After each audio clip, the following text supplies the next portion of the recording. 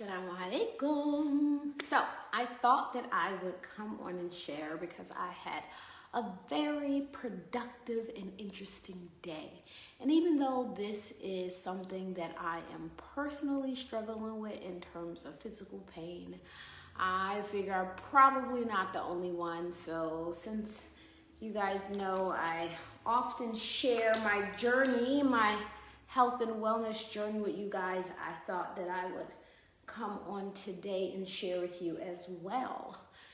So we are talking about foot pain today because I have been in pain for a few months. I will be transparent with you.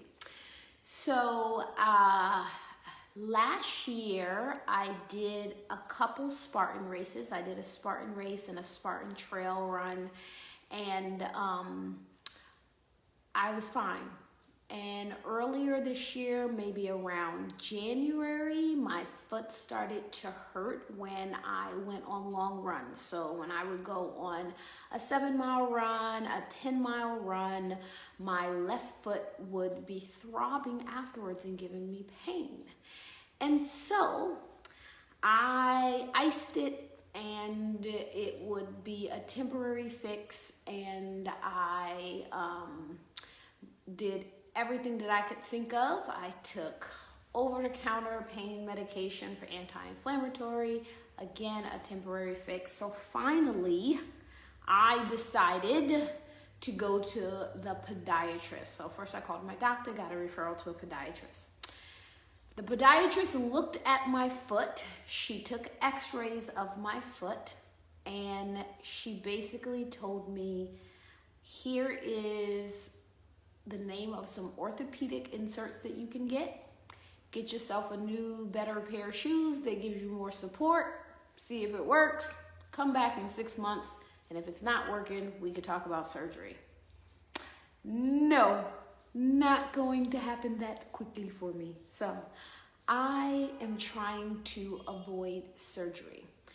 So in effort to not just put my foot in your face, literally, I'm going to describe my bunion, which I'll probably have to show you my foot at some point during this live, but I'm going to show you and share with you some of the things that I'm going to attempt to do, and you can, keep up with my journey. I'll update you here and there to naturally correct the bunion on my toe. So if my hand was my toe, a bunion is when the bone of the big toe begins to curve in, and then you have that little thing to stick out.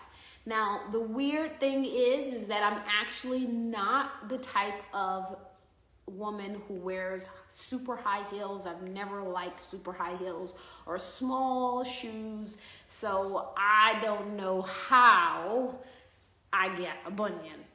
I don't know what the risk factors are. But it definitely was not my shoes, because I have worn sneakers and soft shoes as a part of my everyday career and job for the last 20 years. So pretty sure it's not my shoes. Anywho, I end up with a bunion on my left foot. And so what happens is that bunion creates this little nodule that sticks out, and when I do try, so this year what's new is when I do try to wear shoes that are hard, and it didn't even have to be like heels, it could be a pair of boots that have hard sides. This presses against the shoe and it causes me pain. When I am running long distances, like if I do anything more than maybe 4 miles, if I go to 5, 6, 7, I know that my foot is going to be sore when I get home. Sometimes actually even doing lunges bothers my foot. So I need to get this taken care of and get this fixed so that I can get back to my normal everyday activity. So I'm going to show you guys some of the things that I'm going to do. I got some toys that I'm going to be using. Well, toys in parentheses. And I'm going to tell you about some diet modifications that I'm going to do. So I have the pleasure of being the good friend of fellow fit Muslima trainer, Zainab Ismail, who referred me to a physical therapist, and he was absolutely great. I went to a physical therapist today because he specializes in athletes and sports. So that was really important for me. And he described that I have a couple malfunctions as a result of my foot, that my foot is actually beginning to start to give me too much external rotation on my knee. So your feet are super important. So the first lesson that I have learned in this journey of having, this is the first time I've had any like really physical problems with my body that has interrupted the type of physical activities that I like to do. So my first thing that I have learned is wear good shoes. I do not skimp on my shoes, and now I actually have started buying shoes for each and every activity that I do. So I have shoes that I wear that I go hiking. I do not work out in those shoes. Those are only for when I go hiking and trail running. I have shoes that I wear when I lift. I have shoes that I wear when I run, and I have everyday shoes. I have shoes for every single activity that I do. And it makes a difference. We only have one pair of feet our entire lives. So we have to take care of them and take care of them early. So here is what we are doing. So first things first. Right now, my big toe is really pushing towards the other toes. And so the first thing that I need to do is I need to stretch it out to be straight again.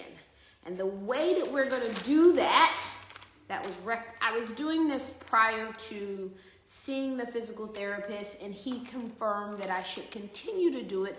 Where I was lacking is that he told me that I need to wear them all the time. I was wearing them like a couple hours a day, but now he's telling me like wear them all the time. They are actually called toe separators. They literally go in between your toes to keep them apart. So instead of that big toe smashing against, it will actually keep it apart. So the first one looks like this. They come in an entire bag of different ones for different activities. And basically, you just slide your toe in them. This is one. That is to protect it. Like if you're gonna wear a pair of shoes and you need some cushioning. So there's lots of different ones. Let me move back. Y'all gonna see my feet, okay? If they're ashy, it's not my fault. So literally take the toe separator and you put it on your toes. It's actually made of a very soft rubber. And I don't care if my feet is ugly. Don't worry about my feet. I'm trying to demonstrate. All right, so you just put it on your toes. I think y'all can see that. And literally you can put your shoes on, put your socks on or whatever, and it keeps the toes separated. So this is the toe that I have a problem with. And so that is the first part of stretching the toes apart, right? So the other thing that I wanted to show you today, which I think is going to be really, really helpful. So I have so the first part, so that's the stretching the toe apart. So I'm gonna show you all of the physical things that I'm gonna do first, and then I'm gonna talk to you about how I'm going to complement these things with diet. So the other thing that I want to do is show you my vibration gun. All right. So vibration gun. This is called a Life Pro Fusion. It's made by the Life Pro company. What it does is it literally gives it your whatever body part you're putting it on vibration massage. What that does is that when you have joint issues in particular, you can build up thick cartilage, you can build up inflammation, you can build up what do you call it? Oh what is it called? It escapes me. But what the vibration does, it literally makes the ligaments. I'm lost for words. It softens the ligaments. It softens the all of the things that makes the muscles stiff, right? And so the vibration gun comes with, let me see, it comes inside of a container like this, and it comes with all of these attachments, right? So there's a different attachment for each thing. So I don't just use this on my foot. In fact, I use it in for different muscles depending on what I'm working on the day. And my biggest issue right now in our house is I have to get it from everybody else because everybody loves this thing. So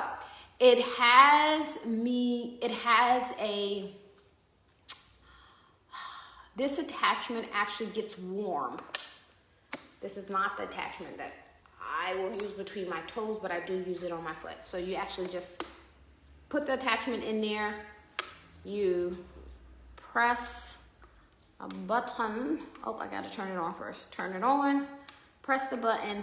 It takes a few minutes to get warm, but then once it gets warm, you can actually, it has like several different levels. So that's level 1, it gets higher, higher, higher, higher, right? And as you can see, I'll bring it back to level 1 because that's what I do. And it is warm. I mean, it feels like a massage. It is so awesome, right? So, and I literally just,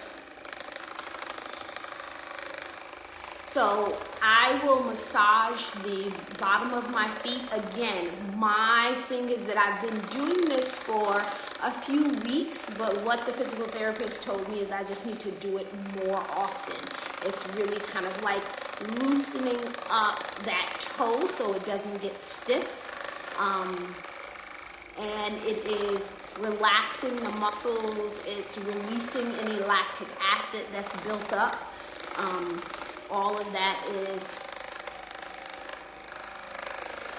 all right, so I could sit here for like 10 minutes and do this, but I'm not. But what I did want to show you, because we're talking specifically about my foot, is, so I just popped that one out. This is the foot one. Ooh, all right. So we pop the foot one in, right? It does the same thing, but the foot one does not, it doesn't get warm. You don't need to get warm. And I literally go in between each toe. I'm telling you, when my toe is stiff and sore, this feels so good, and it really loosens it up. If you have any joint pain, you gotta get one of these things. And so what my goal is for physical things that I'm gonna do to help my toe straighten back out, not be stiff and sore, is I'm going to wear my toe separators every day. I'm going to do my foot massage with the vibrating gun every single day. This is also really good if you have arthritis. I gotta wait a minute.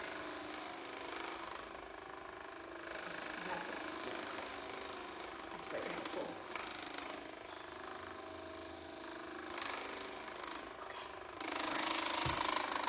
I'm gonna have to hurry up and get off of here so I can go give myself a foot massage. Anyway, this is what I will be doing. So I will put the link to all of this inside of the comments below this video.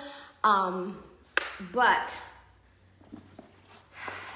foot separators, Life Pro Fusion Vibration Gun. Those are my two go-to to help my foot. What we are doing in the immediate that I was recommended is do every single thing I can to reduce inflammation. And so what I'm going to do first, it's about that time anyway, I generally do it in change of season, is I'm going to do a 3-day water fast, right? So we know that fasting in general, even if you're not going a full 3 days, it decreases inflammation. Part of that decrease of inflammation has to do with your insulin level is lowered. When your insulin level is lowered, your inflammation goes down, right? So oftentimes people will feel really sore and have lots of inflammation around arthritis, around joints, around muscles when they are eating things with sugar in it, things that are converted to sugar in your body. When you're pushing your insulin level constantly, your insulin level is rising, you will get a lot of inflammation inside of your body. So even though I feel like my inflammation meter is pretty low because I already do keto and I already do intermittent fasting, and he was so great because he actually was like, so I would recommend that you look into removing sugar, doing a keto diet. I was like, I already do a keto diet. So that's awesome. So, that actually worked out pretty well. He recommended intermittent fasting. I already do that. But so that I can get this down to 0, I'm going to do a 3-day water fast. So honestly, one of those days, since I'm already fasting, it will probably be an Islamic fast. Might as well throw it in there too. Get a little blessings, get that spiritual wellness with that physical wellness. Just throw it in there. So I am going to, so for 3 days, I will only have water. And I've done this before. I generally do it the turn of each season, so about 4 times a year. And for 3 days, I will only have water. I have to work. I have several clients in between there. So maybe if I get tired, I'll have a cup of coffee, black. When you're doing a fast, then you want to not take in anything that has calories or will make your insulin level rise. So that would mean I can only have water, black coffee, green tea. I am not a huge tea drinker. I drink it for its health benefits, but tea is just not my thing. Coffee is more my thing, but honestly, the last time I did my 3-day fast, I think I may have had coffee once. You will get the energy from the ketones, so it wasn't really, and I was able to exercise during that time and everything. So I'm gonna do 3 days, only water. During that 3 days, I will probably reduce my physical activity to just doing some cardio stuff. Most likely bike riding, because he also asked me during the time that I'm working on reducing the pain in my foot that I avoid any activities that will aggravate it. And so things that have been aggravating it is hiking, running, lunges. So even if I do some weight training stuff, I'll stay away from lunges and just stick to like squats and deadlifts and things like that.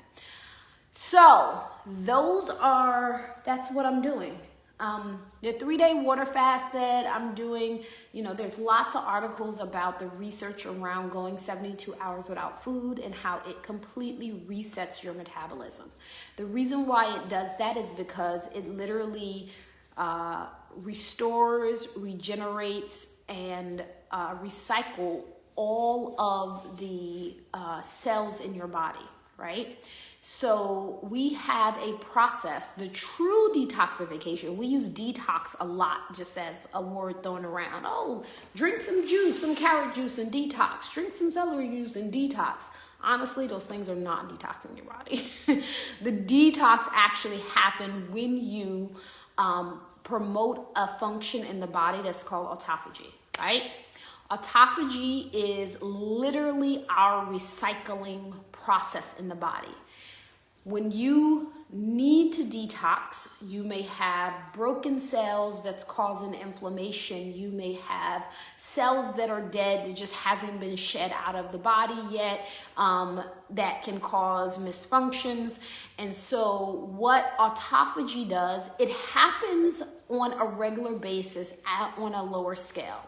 But when you do a 3-day fast, or any time that you're actually fasting more than about 18 hours, you really dial up the autophagy in your system. And so what autophagy does is that it literally goes around and see what are the cells that are dead, that is so broken that we can't use, and it literally shuffles them out of your body. Any cells that can be reused, our body is so incredible. It literally will take, oh look, I can use a piece of that and a piece of that, and I can make a whole cell. And look, now it's a whole brand new cell. It does a recycling process of that, and it actually creates new cells where it needs to be. So that process is called autophagy. Autophagy only happens to this extent when you lower your insulin level. This is why I'm constantly telling people, do not think that if you are drinking fruit juices, I don't care if you're juicing them, I don't care if you picked them off of a, I don't know, Brazilian mountain that was completely organic and nobody touched it until you. If it is a fruit, it has sugar in it.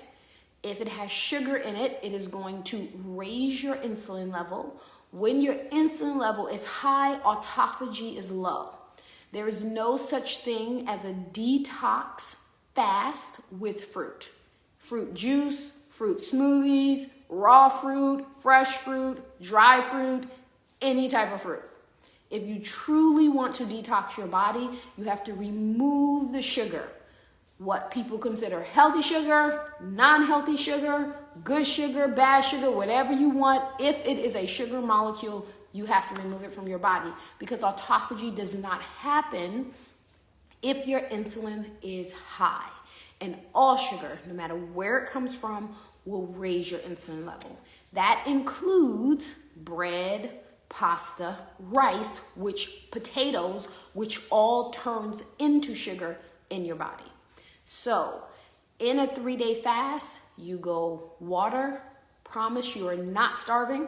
You will not starve, okay? Starvation is a lack of nutrients. You will not have that much lack of nutrients for 3 days if you're drinking water, you're staying hydrated. And hey, this is modern day society. You can always take vitamins.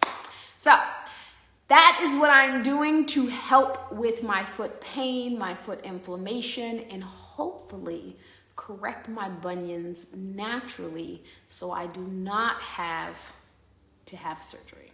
Now, I do understand that this is going to be a process. I'll probably update you periodically on my stories, so make sure you watch those.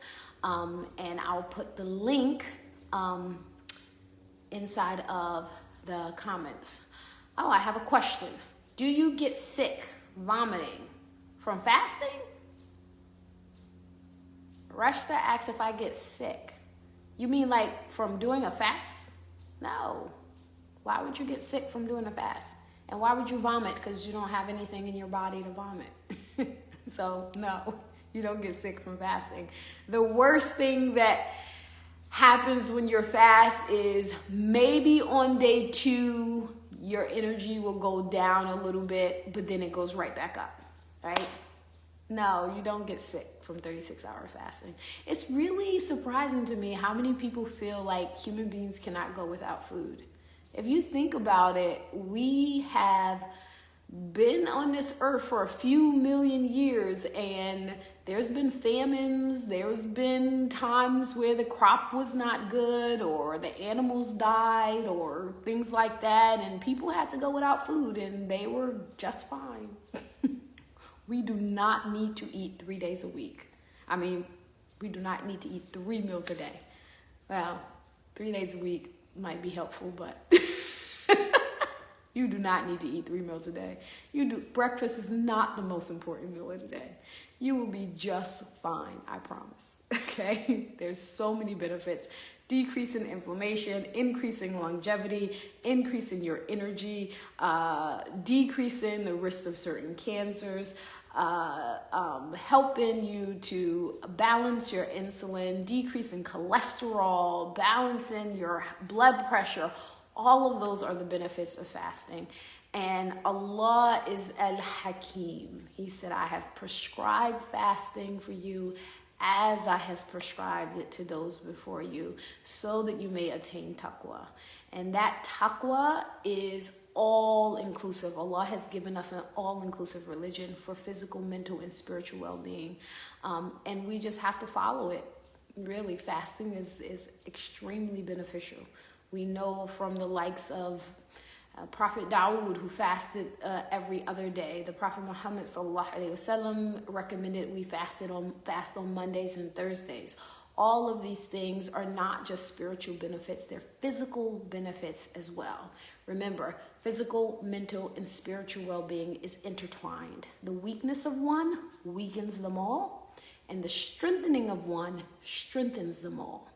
So if you are struggling with one, strengthen the others, right? Strengthen, if you're struggling in your physical fitness, strengthen your spiritual, strengthen your mental. If you're struggling in your mental, strengthen your physical, strengthen your physical. They are all intertwined. So when one gets better, the others automatically rise. When one starts weighing down, the others will begin to weigh down. And we know this in so many, on a very practical level. For example, intermittent fasting has been shown to be helpful for people with depression and anxiety. It actually increases BDNF in the brain, and it increases a level of calmness in the body. So again, physical and mental is both intertwined. We know that when we're struggling, when we're sad, when we're depressed, many people, they struggle making their salah on time. They struggle getting up in the morning. They struggle even making a dua because they're just like so consumed mentally. It is all intertwined. So you have to strengthen, inshallah. The goal is to have a balance of all three of those things, but keep strengthening them, right? Just keep grabbing at one at a time, and they will all, inshallah, together be strengthened so that you can have physical, mental, and spiritual well-being. So with that said, I will talk to you guys tomorrow. I'm Mubaraka Ibrahim, your health and happiness coach. And until tomorrow, and if you found this helpful, go ahead and share it with somebody who can benefit from it. Assalamu alaikum.